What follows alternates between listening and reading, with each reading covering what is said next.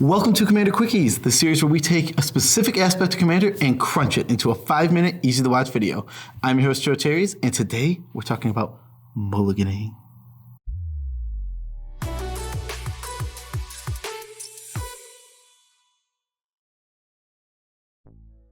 Mulligans are an unfortunate but necessary part of Magic and Commander. Commander games have higher risk for mulligans. In terms of time, you're stuck not playing Magic. In 1v1 formats, if you keep a greedy hand or get flooded or get mana screwed, you will lose in a couple of minutes. But in Commander, you have to wait for 3 players to lose, which can take a long time.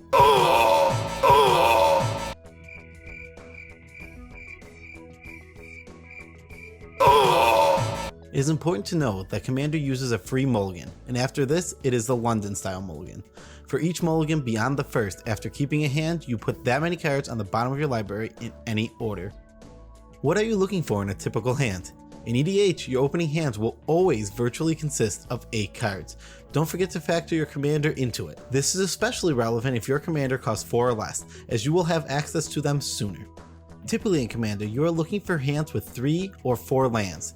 2 lands put you at risk for mana screw and 5 put you at risk of flooding early. 2 lands is much riskier than 5 lands, especially if that is accompanied by card draw. The best hands have ramp and card draw in them. Tutors also make hands much more keepable as well, because they represent your best card in any given situation.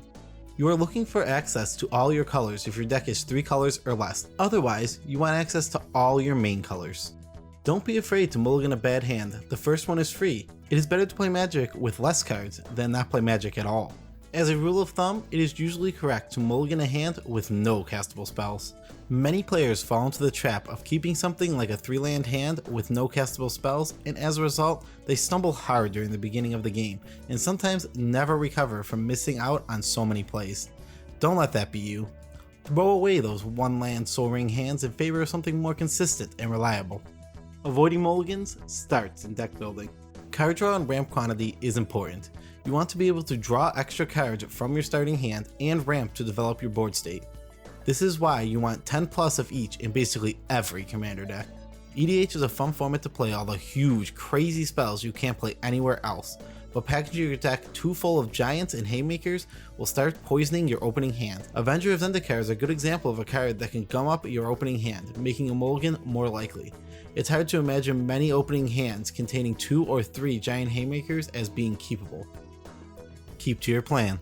Every hand is contextual based on the deck you are playing. A hand of lands and 1 form removal spells is probably not good if you're playing a fast combo deck, for example. As a graveyard deck, you also might not want to keep a hand that can't fill your graveyard at all, even if it does other things well. It's important to look at your hand in the context of what deck you are playing. Will this hand get you to your goal? You should be able to summarize your deck's overall plan in 1 sentence. Think ahead. How are my first few turns going to play out? What will your first play be, and on what turn? Can you interact with an early threat if one should come up? What is your hand missing that you'll be looking to draw soon? All these questions you'll need to consider. If your hand is missing a few pieces and you'll need to get lucky to find them, consider taking a mulligan.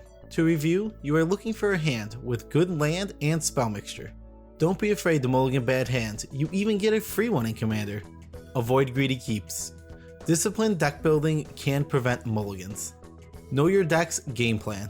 And finally, think ahead. Thanks for watching. Special shoutouts to all 47 of our patrons who make the show possible. If you would like to join them, go to patreon.com/user/nitpicking nerds. You can also tip us on buymeacoffee.com or buy cards through our TCG affiliate link. One last shout out to both of our mothers, Tammy and Michelle. Peace out, Tribe Scout.